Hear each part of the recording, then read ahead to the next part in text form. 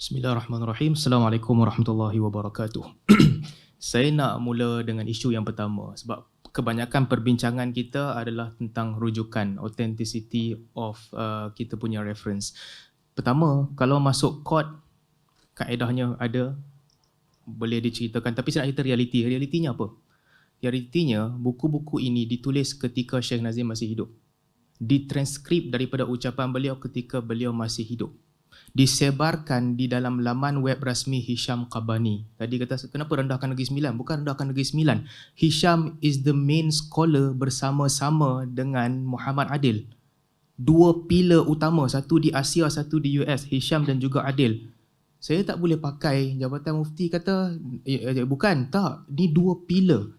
Kalau salah satu pilar ni hilang Naqsyabandi. Dua orang yang paling penting pada ketika ini setelah kematian Syekh Nazim adalah Hisham dan juga Muhammad Adil. Dua ini penting. Jadi buku ini disebarkan dalam laman web Hisham. Okey, Naqsyabandi. Yang ketiga, dengan kehadiran Syekh Nazim, Hisham sebut kamu akan dapati idea dia banyak terdapat dalam buku Mercy Ocean. Banyak dalam buku ini. Hisham sebut dan Syekh Nazim diam.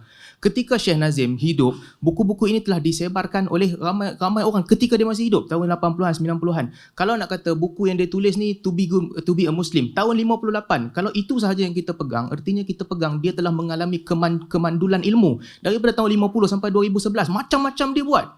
Banyak idea yang dia sebarkan yang terdapat dalam buku Mercy Ocean ni. Dan saya tekankan tadi, dalam dunia akademik, transcription sangat penting. Dan yang kedua, ini bukan transcription orang luar. Transcription pengikut rapatnya dan disebarkan dalam websitenya sebagai aliran dia. Yang lebih penting daripada itu, boleh cross-check evidence ni. Isu yang sama bila ada dalam buku 99 Drop of Ocean, ada juga dalam Rubies, ada juga dalam Mercy Ocean 1, 2 dan sebagainya, menunjukkan authenticity. Menunjukkan yang idea ini kuat. Kita tak boleh datang semata-mata idea ni ada, sepanjang dia hidup dia tak pernah bantah. Dalam buku dia, atas nama dia, tiba-tiba kita kata, oh tak ada kot, tak ada bukti. Sebab apa? Sebab Muhammad Adil kata tak ada. Kat mana Muhammad Adil kata tak ada? Kalau betul-betul nak go through disiplin yang macam ni, Muhammad Adil sebut kat siapa? Ada rekod tak? Kepada siapa yang disebut? Bila yang disebut? Ada tulis di mana-mana tak? Sebab setiap kritikan, kita tahu yang dibantah. Tapi yang tak dibantah dapat di mana? Kalau nak pergi kepada betul-betul deep punya stage, tak ada benda yang boleh lepas sebagai manhaj ilmu. Tak ada benda. Kalau transcription yang dalam sumber rasmi pun ditolak, akhirnya, jangan ingat Hisham ni kecil tau. Hisham penyebar utama Naqsyabandi di wilayah US. Kalau jatuhkan buku-buku ni, kata tak ada sumber, anda telah menjatuhkan Naqsyabandi Haqqani. Sedangkan dalam tarikat tu, hari ini mereka promote this is the Mercy Oceans, baca buku ni, ambil ideologi dia, tiba-tiba datang Jilsah Turuk Sufian ke-9 kata, tak, jangan ambil. Dan, kalaulah dikatakan dalam buku ini, kena check dengan verify dengan sumber lain, semua kesesatan yang saya sebut tadi tak dibantah oleh mana-mana tokoh besar. Mereka tak bantah, tak ada pertikaian dalam isu ini. Jadi itu penting. Sebab tu saya nak buat bab mutaba'ah tadi, tak ada masa. Sebab pentingnya isu mutaba'ah. Ustaz Engku kata sumber yang sama. Bukan sumber yang sama. Dua orang, satu mungkin di Sri Lanka, satu mungkin di Germany, satu mungkin di India, satu mungkin di Cyprus, quote benda dalam majlis yang berbeza daripada Syekh Nazim, benda yang sama. Ini sekuat-kuat dalil. Ini sekuat-kuat dalil. Orang yang berbeza, quote daripada event yang berbeza, ideologi yang sama. Jadi ini penting. Saya nak cerita tentang authenticity of reference kita adalah sangat tepat. Kata tadi Ustaz Engku sebut, kata janji nak bagi benda yang dikeluar daripada apa yang kita bagi. Tak ada satu pun. Semua benda yang kita bentangkan ada dalam buku-buku yang kita bagi kepada ARG. Kita bagi buku suruh study. Bukan suruh tengok screenshot, pilih saja. Tak. Kalau baca semua, there is none, any single word from my presentation taken out of that context. Semua ada. Kita dah bagi. Kalau sendiri tak nak baca, jangan datang kata kita tak bagilah. Itu masalah sendiri. Jadi yang penting untuk kenal semua otoriti yang ada dalam Naqsyabandi. Tokoh-tokoh besar. Mereka tak tahu kedudukan tokoh besar ni. Tak tahu siapa Hasan Dik, tak tahu siapa Adnan, tak tahu siapa Hasan. Yang tahu Muhammad Adil sahaja. Sedangkan ni tokoh-tokoh besar semua ni. Itu yang kedua. Yang ketiga, saya nak pergi kepada beberapa isu. Authenticity, buku-buku ini disebarkan, tak ada masalah, itulah ideologi Nazim. Kalau ada nak bantah. Tapi setakat ini tak ada tokoh besar yang bantah pun semua ideologi itu. Seterusnya, saya nak sebut isu-isu lain yang saya sebut tentang kesesatan. Saya agak terkilan, tak ada satu pun yang dijawab. Semua tak ada authenticity, satu pun tak dijawab. Saya bukan cerita tentang yaqadah. Saya cerita tentang kepercayaan ada gathering tau. Itu yang saya cerita. Itu tak dibantah. Tak dibantah langsung. Saya ingat Ustaz Engku mungkin gagal faham lah dalam bab ni. Sekejap. Bila kita cerita tentang Yaqadah ada dua. Satu, orang ada pengalaman melihat Nabi. Satu. Yang kedua, kehadiran Nabi.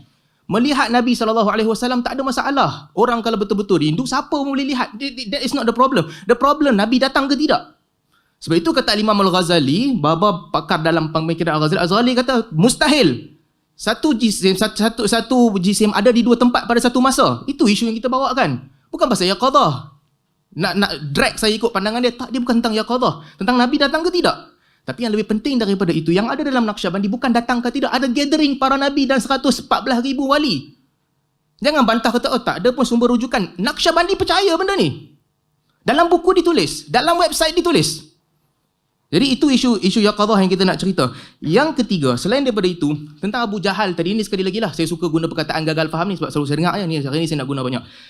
Dalam bab Abu Jahal, Salman gagal faham antara mungkin akal, mungkin syarak, mungkin adat. Tak, saya gagal faham. Bukan saya gagal faham. Ikut pandangan Syekh Nazim Haqqani yang saya quote tadi, kata Syekh Nazim, ini mungkin syarak. Mungkin syarak tau. Boleh jadi Allah ampunkan dia, masukkan dia dalam syurga. Ini bukan tentang akal, bukan tentang adat. Bukan. Satu perkara yang Al-Quran sebut jelas, tapi konteks yang disampaikan oleh Syekh Nazim adalah mungkin kalau Allah nak ampunkan dia, Allah ampunkan dia. Artinya mungkin itu akan terjadi. Tak, itu tak terjadi. Bercanggah dengan dalil. Tapi yang lebih penting, yang langsung tak disentuh oleh sahabat-sahabat saya di sana, dengan Abu Lahab dia boleh berlembut, dengan Kristian dia boleh berlembut. Ada banyak teks lain dia puji Prince Charles dan sebagainya. Dia kata sebahagian daripada mereka pemimpin tertinggi, Bush, Blair ni semua wali, bila datang majlis fatwa yang sesatkan dia hentam betul-betul buaya masuk neraka dengan syaitan. Ini ditulis. Jangan kata sumber tak betul kot. Tak, ditulis dalam website oleh murid-murid dia sendiri. Seterusnya, bila kita cerita tentang betapa, ni bab seterusnya saya tak ada masalah. Tuan-tuan tak nak setuju dengan saya pun tak apa. Tapi tolong, jangan amalkan benda-benda begini. Nak nafikan daripada Syekh Nazim pun tak apalah, nafikan saja. Tapi jangan amalkan perkara-perkara begini. Tentang seclusion, uzlah ke apa ke nak kata, siapa nak duduk seorang-seorang nak beribadat, buatlah. Tapi jangan sampai ke tahap dia tak pergi sembahyang Jumaat. Dan jangan sampai ke tahap dia buat ini dengan anggapan sampai satu tahap tinggi, nanti Syekh dia akan beritahu ke dia, hang dah tinggi dah, nah hang ambil 7 power, 6 power. Jangan sampai begini. Karamah adalah pemberian Allah Subhanahu Wa Taala yang Allah bagi kepada siapa Allah nak. Okey, Allah bagi kepada siapa Allah nak. Jangan tukar karamah daripada konsep itu kepada konsep buat ini hang akan dapat kelebihan ni. Hang buat kelebihan ni, tengok muka Syekh masa Rabitah akan dapat divine opening. Tak, jangan begitu. Sama juga dengan isu yang kita sebut tadi berkaitan dengan Yaqadah, isu-isu ini semua Allah nak bagi, Allah bagi. Tapi jangan anggap dia sebahagian daripada tarbiyah untuk pergi ke tahap lain yang tahap itu tak ada pun dalam agama. Seterusnya, sujud kepada Nabi. Isu-isu ini semua saya dah sebut tadi, sujud kepada Nabi. Syekh Nazim sebut jelas dalam beberapa sumber yang berbeza. Tak boleh nak bantah. Bercanggah dengan syarak, tak apalah tuan-tuan nak kesian dengan Syekh Nazim, tapi jangan terima kepercayaan ni. Ini tak ada dalam agama. Agama tidak ajar. Dan satu lagi saya nak sentuh tentang khariqatul adah. Saya nak sebut tadi, mungkin tuan-tuan tak jelas perkataan saya. Perlukan evidence. Khariqatul adah, nak tahu jadi ke tidak, memerlukan kepada pembuktian. Sebab itu saya sebut tadi, kalau tidak ada pembuktian, akhirnya hang campur dengan sihir, campur dengan karamah, tak ada benda pun yang mustahil. Semua akan jadi. Jadi khariqatul adah kena jelas. Umar radhiyallahu anhu letak surat dalam Nil, lalu Nil berhenti mengalir. Ya, ada pembuktian, ada orang lihat dan ada orang persaksikan. Demikian juga Khalid Al-Walid bila minum racun, ada pembuktian, disaksikan oleh orang, ada. Tapi kalau kita buka pintu ini seluas-luasnya, sebagaimana Syekh Nazim kata, ada wali pergi step kaki letak kat bintang patah balik, kita pun nak percaya. Seperti mana ada orang kata tinggi menara Fir'aun 15 km, kita pun kata ini munasabah. Kalau ideologi ini dibentangkan kepada masyarakat, kita akan melahirkan orang yang sangat jahil. Perlukan pembuktian. Khariqatul adah berlaku sebagai karamah, berlaku dalam sihir, tapi nak tahu berlaku tak betul, perlukan pembuktian. Kalau satu benda yang tak ada apa-apa, tak berlaku lah, tu tak ada lah. Perlukan dalil, pembuktian untuk menentukan sesuatu itu berlaku. Kalau kita boleh didik diri kita masing-masing untuk jadi bijak begitu, perkara-perkara yang tidak dibuktikan, yang pelik, tolak, selesailah segala masalah yang kita dah bergaduh. Seterusnya, Tentang hadis, saya sebut tadi panjang tentang hadis. Ini isu penting yang kita kena lihat. Hadis bukan dilihat dengan nur siapa-siapa. Bukan dengan nur siapa-siapa yang sesuka hati dia. Dia dakwa dia ada nur, dia boleh lihat hadis. Buku-buku Syekh Nazim banyak hadis-hadis palsu di dalamnya. Kita kena hati-hati. Sebab tu Imam Malik kata, aku jumpa di Madinah ramai orang boleh tabaruk dengan doa mereka, tapi aku tak ambil hadis daripada mereka. Kerana bukan kepakaran mereka. Tapi yang lebih bahaya daripada tu bukan sekadar hadis palsu. Ideologi yang Syekh Nazim nak bawa hadis, jangan tanya, sebarkan. Ada nur ilahi boleh bezakan yang betul dengan yang tak betul. Ini salah besar. Ini salah besar. Kalau kita sayangkan agama, ini perlu dihentikan. Tak boleh disebarkan ideologi begini kepada orang ramai tentang hadis. Kalau tidak, berapa banyak hadis-hadis yang palsu dan hadis-hadis yang tak betul akan disebarkan begitu sahaja. Seterusnya, bila kita nak cerita satu lagi antara isu yang kita sentuh juga tadi, berkaitan dengan, saya bukan nak perkecilkan Jilsah Turuk Sufiah Negeri Sembilan. Tetapi tuan-tuan, be fair lah, be fair. Jilsah punya pandangan dengan Hisham Qabani punya pandangan, mana lebih tepat dalam memahami apa yang telah ditinggalkan oleh Syekh Nazim Haqqani? Please be fair lah. There is no comparison. Mana boleh? Hang bandingkan satu organisasi kalau hampir kat negara lain, siapa ni aku tak kenal, banding dengan satu figure.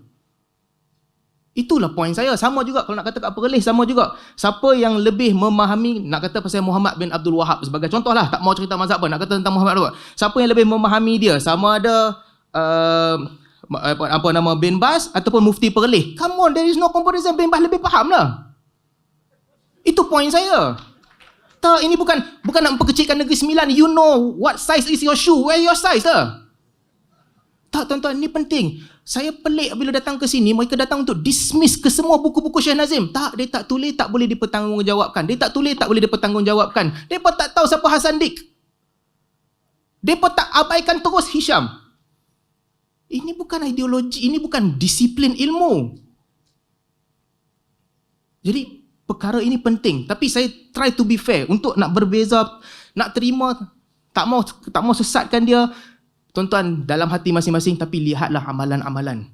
Tak payah nak ambil kertas, nak zikir sambil tengok muka Syekh, tak payahlah buat begitu. Tak payah nak fikir, okey tengok Syekh, ingat, fikir yang Syekh tengah perhati kita. Lama kelamaan datang Syekh punya personality masuk dalam jiwa kita. Lepas tu Nabi akan lantik kita, bawa kita pergi ke Lauh Mahfuz. Tolonglah, jangan buat begitulah. Sayanglah agama. Ini benda penting yang kita semua kena pegang. Tolonglah sayang agama dan kepercayaan masing-masing. Sebab Syekh Nazim punya ideologi ni teruk. Diriwayatkan, disebut oleh dalam Naqsyabandi.org, disebutkan kali pertama dia jumpa dengan Faiz Dagestani. Kali pertama dia jumpa Faiz Dagestani. Ni satu cerita yang dia sebut. Faiz duduk dengan dia, mata berubah. Mula-mula kalau kuning, kuning, ilmu Faiz semua masuk badan dia. Lepas tu berubah jadi merah, ilmu lain pula masuk badan dia. Lepas tu berubah jadi putih, divine knowledge semua masuk. Ini cerita Transformers tau. Tolonglah jangan percaya benda-benda begini. Agama bukan begitu. Agama bukan datang untuk mencandukan manusia dengan cerita-cerita yang tak ada asas. Dia telah meninggal, dia telah berhadapan dengan Allah. Urusan dia dengan Allah. Tetapi kita yang tinggal ni kena memerhatikan, kita adalah ghirah sedikit untuk agama.